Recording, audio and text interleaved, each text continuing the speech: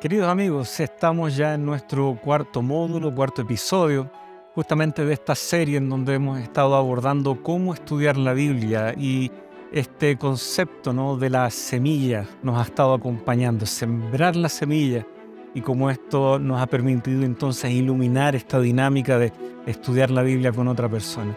Y ha estado justamente acompañándonos el pastor David en cada uno de estos episodios y nos corresponde también ya ir cerrando, completando este cuadro, así que desde ya, gracias pastor por habernos acompañado en estos episodios. El gusto es mío, contentos de haber estado compartiendo estos principios de la palabra de Dios, de cómo relacionarnos y contar a otros esta buena noticia.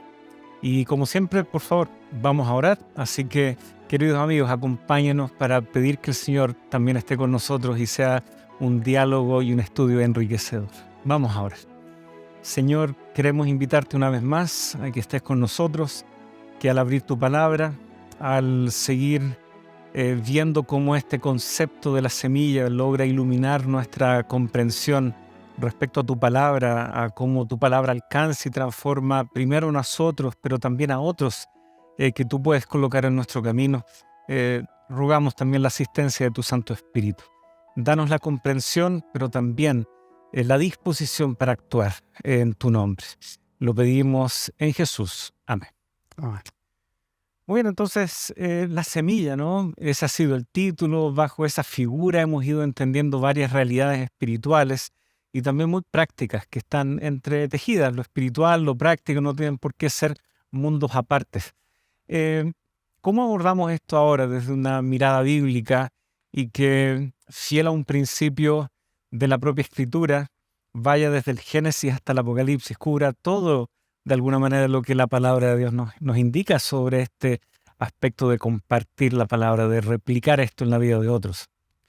Bueno, después de haber preparado el terreno, ganando la confianza, después de haber puesto la semilla en el corazón de las personas con conversaciones reflexivas, después de haber cultivado la tierra, cultivado la semilla, la planta, enseñando la palabra de Dios y haciendo que las personas obedezcan, llega el momento en que esta planta da sus frutos y llega la cosecha. Pero encontramos en la Biblia, desde el Génesis hasta el Apocalipsis, un proceso a través de una analogía bíblica. Podemos ir viendo cómo Dios va trabajando hasta la final cosecha. Si nosotros vamos a Génesis capítulo número 1, el versículo número 11 dice: después dijo Dios, produzca la tierra hierba verde. Encontramos aquí el tercer día de la creación, donde Dios manda a la tierra que produzca hierba verde, hierba que dé semilla, árbol de fruto que dé fruto, según su género, que su semilla esté en él. Dice que la semilla está en el centro del fruto. Tenemos el fruto. En el interior está la semilla. Si uno quisiera, por ejemplo, tener semillas de manzana, tiene que abrir la manzana para obtener la semilla. Bueno, aquí está este concepto de la semilla dentro del fruto. Es una lección que vamos a encontrar ya en el Nuevo Testamento explicada por Pablo. Y yo quiero que vayamos viendo cómo esto aconteció. En el segundo libro de Génesis dice que Dios tomó a nuestros primeros padres. Génesis capítulo 2, versículo 15. Tomó pues Jehová Dios al hombre y lo puso en el huerto del Edén. ¿Por qué Dios puso a ellos en el huerto? ¿Por qué lo puso en contacto con la naturaleza? Lo que decíamos el primer día, en la primera conversación. Hablábamos acerca de que los grandes principios de Dios están en la naturaleza. Por lo tanto, Dios pone en contacto a nuestros primeros padres en el jardín para que aprendan de Él a través de la contemplación de la naturaleza. Y dice que les mandó que de todos los árboles podían comer, pero del árbol del conocimiento del bien y del mal no debían comer. Y en el capítulo 3 encontramos que la historia terrible y dramática, en el verso 6 dice que vio la mujer que el árbol era bueno para comer y que el árbol era agradable a los ojos, árbol codiciable para alcanzar sabiduría, y tomó el fruto y lo comió. Comió el fruto y con ello liberó esta semilla del mal, esta simiente del mal. Y encontramos nosotros en el verso 15 del mismo capítulo capítulo 15, capítulo 3, versículo 15 dice, y pondré enemistad entre ti y la mujer, entre tu simiente y la simiente suya. Esta te herirá en la cabeza y tú le herirás en el calcañar. Entonces aquí encontramos que el conflicto entre el bien y el mal pareciera ser un conflicto de simientes, que es las generaciones, pero al mismo tiempo utiliza la figura que puede ser traducida como la semilla. Es un conflicto agrícola, es un conflicto entre dos semillas, la semilla del bien y la semilla del mal. El apóstol Pablo nos va a decir quién era esta simiente. En Gálatas capítulo 3, versículo 16, ¿qué dice? Sí, tenemos aquí el texto. Ahora bien, a Abraham fueron hechas las promesas y a su simiente. No dice y a las simientes como si hablase de muchos, sino como de uno, y a tu simiente, la cual es Cristo. Entonces esta simiente era Cristo Jesús. Él era la semilla, la simiente que iba a venir a este mundo a traer la buena nueva del Evangelio de salvación. Y nosotros encontramos que Jesús mismo en una ocasión, siguiendo esta analogía, Jesús mismo fue abordado por unos griegos que querían escuchar de él, querían llevarlo a otras tierras, desviarlos del propósito. Y dice el libro de Mateo, capítulo 12, versículo 24, nos habla acerca de cuál fue la respuesta de Jesús frente a esta situación o a esta invitación de los griegos. Bueno, la verdad es que está en Juan capítulo 12, Disculpa. versículo 24, efectivamente. De cierto os digo que si el grano de trigo no cae en la tierra y muere, queda solo, pero si muere lleva mucho fruto. Y la verdad pareciera que Felipe, que fue el mediador ahí en la conversación, no sé qué explicación le dio Felipe a los griegos, porque Jesucristo luego de ahí en adelante vuelve a anunciar su muerte y se enfoca finalmente en la cruz. Tal vez los griegos querían que Jesús extendiera su estadía, fuera a enseñar a tierras distantes. Había llegado a ellos las noticias, ¿no es cierto?, de un maestro que está trayendo verdades tan preciosas y maravillosas, y sin embargo ya el tiempo era maduro. Y Jesús usa esta analogía, ¿no? El grano debe morir, pero si muere, llevará, ¿no es cierto?, mucho fruto. Entonces encontramos que Cristo es la simiente prometida, es la semilla que debía morir para traer vida. Pero lo interesante es que si no muere, no da fruto. El fruto es el resultado final de este proceso. Hemos preparado el terreno, hemos sembrado la semilla, hemos cultivado la plantita y queremos ver los frutos. Queremos ver el resultado. Y en la vida cristiana esto acontece también. Si nosotros vamos al libro de Gálatas, en el capítulo número 5, Gálatas 5, el versículo 22, habla acerca de los frutos del Espíritu. ¿Cuáles son los frutos del Espíritu? Dice, más el fruto del Espíritu es amor, gozo, paz, paciencia, benignidad, bondad, fe, mansedumbre, templanza. Contra tales cosas no hay ley. Algo acontece en la vida de un cristiano cuando se entrega a Dios. Y de hecho, Romanos 6, verso 5, tomando Pablo sin lugar a dudas las enseñanzas de Jesucristo sobre lo que ocurriría con él mismo en su ministerio, usando esta analogía de la semilla que muere para dar fruto. Aquí Pablo lo explica también siguiendo esta misma analogía, versículo 5 del capítulo 6 de Romanos, porque si fuimos plantados justamente con él en la semejanza de su muerte, así también lo seremos en la de su resurrección.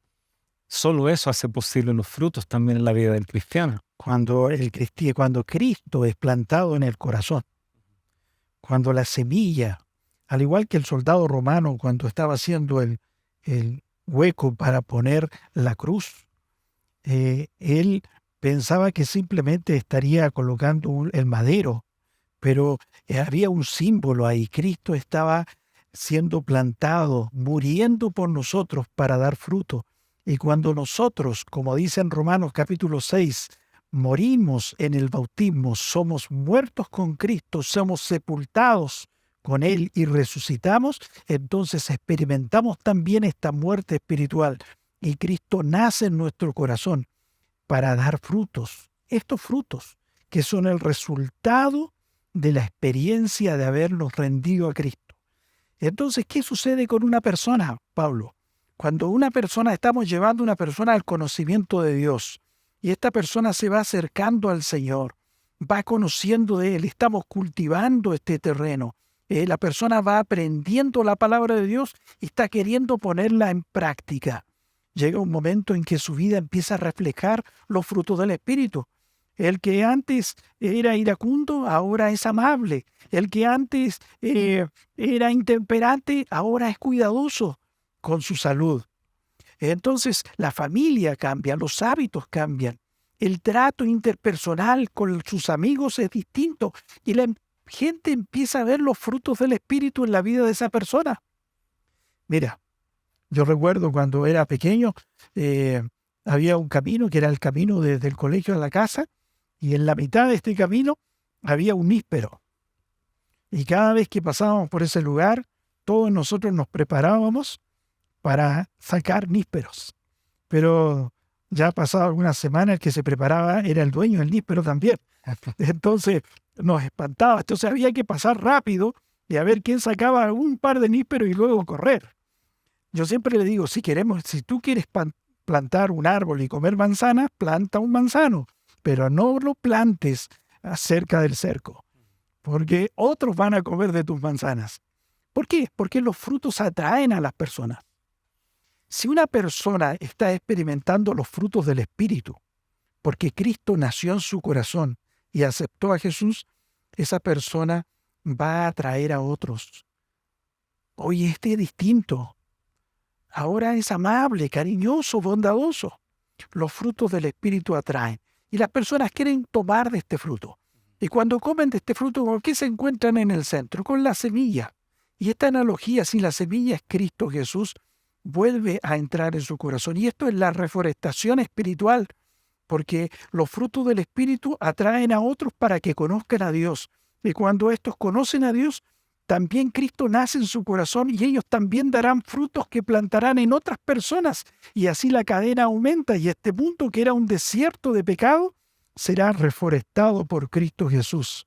Y cuando el Evangelio llegue a todo el mundo, entonces va a acontecer lo que dice en Apocalipsis capítulo 14.